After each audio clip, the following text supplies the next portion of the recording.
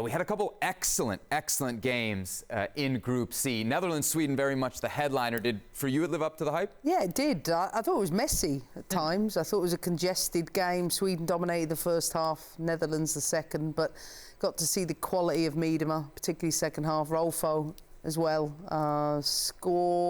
Draw about the right result, but Sweden will be disappointed. Sweden better in the first half, Netherlands better in the second half. What changed?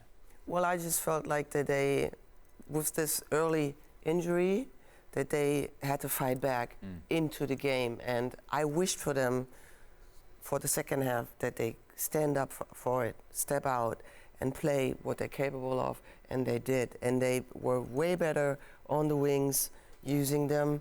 They were in midfield, more aggressive, and they created. You were impressed with Groningen, weren't you? And Spitzer yes, midfield. I was. Well, Spitzer and Groningen did a great job. Yeah. And Miedema, we talked about her, how good she is with her body, having someone right behind her, turning around.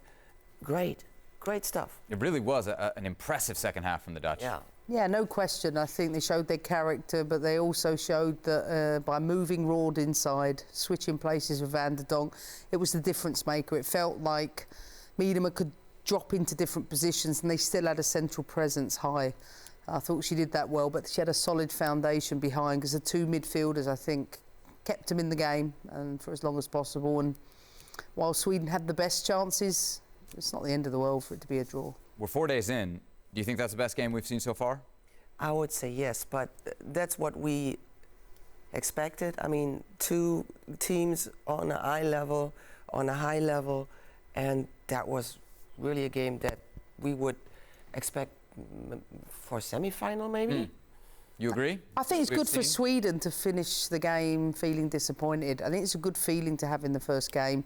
I think sometimes you can get too high too quickly with the opening game. I know it's important to win, but there's a long way to go in the tournament, and Sweden still have a lot to improve upon. You mentioned there's a long way to go in the tournament. Let's take a look then at the Group C table, because as we stand after match day 1, we are even because of this result. Portugal and Switzerland playing to a 2-2 draw in the earlier match. This was a crazy game. Switzerland gets out to a 2-0 lead 5 minutes in. Portugal rallies with a couple goals in the second half, and as a result, there you see it. There is literally nothing between the four teams in Group C. What a great game, that Portugal-Switzerland game.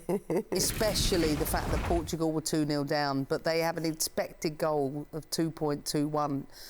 Portugal should have won this game, even coming from 2-0 down. They had the chances, they dominated the possession, they showed unbelievable charisma in their performance, and I think Switzerland were fortunate to get away with a point. Steffi, really good game, yeah? Oh, yes, and she's saying it. I mean, she's world-class coach, and she said, when I was saying Switzerland is leading 2-0, that's going to be a high-score game, and she said, no, Steffi, Portugal is going to do this, and it's true. And it was a great game. It went back and forth, and it was a great moral of Portugal. Really tough. Always listen to Emma. Bottom line, always listen to Emma Hayes here for the Euro 2022. So that's Group C. Tomorrow we turn our attention to Group D, which should also be fascinating in its own right. We got some good matchups for you. Leading the way, it's going to be Belgium against Iceland first, and then France and Italy in the second of the two games in Group D. Kay, back to you.